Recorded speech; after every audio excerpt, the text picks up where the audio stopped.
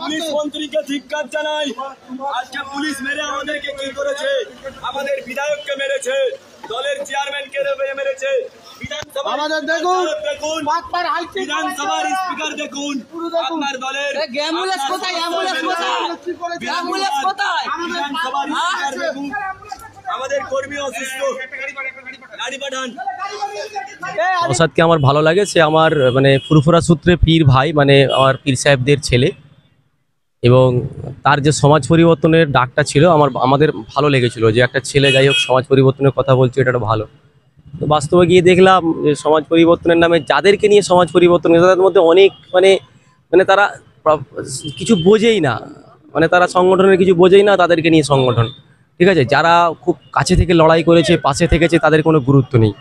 আমরা দেখলাম যে এইরকমভাবে সংগঠন নেই, যেখানে কোনো সংগঠনের গুরুত্ব নেই, যে ভালো রকমের সংগঠনটাকে সাজান। হাওড়া জেলায় কোনো সংগঠন নেই, দেখলাম এটা বিষয়ে কোনো গুরুত্ব নেই।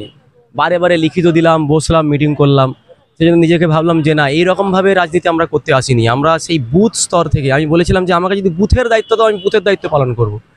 সেই 1.5 বছর 2 বছর পর ফুরফুরায়, ছোটোবেলা থেকে ফুরফুরায় পড়াশোনা, হুজুরের সঙ্গে পরিচয়, আলাদা সম্পর্ক, সেই সূত্রে হুজুরের কাছে আবার ফিরে এলাম। কারণ এই এক সময়ই হুজুরকে এই রাজনীতি করতে গিয়েই অনেক উল্টোপাল্টা বলেছিলাম, যেটা আমার মানে ভুল হয়েছিল। সেটা দেখলাম, এখন বুঝতে পেরেছি যে না, রাজনীতিটা আমাদের মতো ছেলেদের সঙ্গে না, যেটা আওয়াজটা দিচ্ছে। আমি সকলকেই বলবো যে আবেগে ভাসবেন না, বিবেকে কাজ করুন। আইএসএফ যে বলে এই রাজ্যে তারা ক্ষমতায় আসবে, কোথাও গিয়ে তাদের সংগঠনই তো ঠিক নেই। আপনি একসময় তাদের সঙ্গে কাজ করেছেন। ভাই, প্রথমত আপনাকে বুঝতে হবে আপনার বুথে কি আছে। হাওড়া জেলা, হ্যাঁ, মাটিতে কি আছে। সংগঠন করতে গেলে আপনার বুথে কি আছে। আপনার বুথ নেই, আপনি 17টা 19টা জায়গায় লড়াই করতে চলে গেছেন। এখানে কর্মীরা হাওড়া জেলায় মার খাচ্ছে, টিকেটু অঞ্চল, উলুবেড়িয়া উত্তরে, সেখানে মার খাচ্ছে। সেখানে প্রধান তারা চলে গেল, টিএমসিতে জয়েন করলো, আর আপনি হুটখোলা জিপে গিয়ে সারা বাংলায় গিয়ে, কোথায় বালুরঘাটে গিয়ে 2000 ভোট, কৃষ্ণনগরে গিয়ে 2000 ভোট, এখানে ছেলেরা মার খাচ্ছে, সবাই মার খাচ্ছে। সেখানে আসার প্রয়োজন মনে করেনি। যদি আমাদেরকে দায়িত্ব দিত, তাহলে আমরা অবশ্যই তাদের পাশে দাঁড়াতে পারতাম। সংগঠন যেখানে নেই, সেখানে মানে ওই রাজনীতি করাটা মানে শুধু আবেগ, এই আবেগে কিন্তু রাজনীতি হয় না।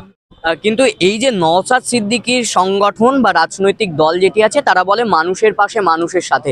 যারা মাটির গন্ধ বোঝে না, তারা কি করে মানুষের সাথে, মানুষের পাশে? মানে কি একটা ছলনার আশ্রয় বা একটা বিভ্রান্তি ছড়ানোর চেষ্টা করছে বাংলায়? দেখুন, নওশাদের রাজনীতি করার অধিকার আছে, সে একটা নাগরিক। কিন্তু বিষয়টা হলো, আমি বলবো রাজনীতিটা রাজনীতির মতো করা হোক। যেটা আগে একটা কথাই বলছি, যদি গ্রাউন্ডে আপনার না কর্মী থাকে, বুথ লেভেলে যদি আপনার কর্মী না থাকে, যদি আপনি কর্মীদেরকে ভালো করে রাজনৈতিক ট্রেনিং না দেন, তাহলে এইরকম মানে হই হই জিন্দাবাদ করে কিছু লাভ নেই, ঠিক আছে। মূল কথা হলো, রাজনীতি করতে গেলে, যেটা আমি মানে বামফ্রন্টের উদাহরণ যদি দিই, সিপিএমের, যে তাদের একটা গ্রাসরুট পর্যন্ত আছে, বুথ লোকাল যদি মেম্বার হয়, সেখানে যদি আগে সিএমও যেতেন, লোকাল মেম্বার রাজি কিনা, তাহলে সিএম যাবে। একদম রাজনীতি মানে তো এটাই, নাহলে কিছু জনকে নিয়ে হই করবো, ব্যাস হয়ে গেল, ওটা নয়। আমি বলছি নওশাদ যদি রাজনীতি করে, ভালোভাবে রাজনীতি করুক, তার আসল কর্মীদেরকে চিনুক। কিছু মানে ছেলেদেরকে নিয়ে হই করা, এটা স্বভাব হয় না।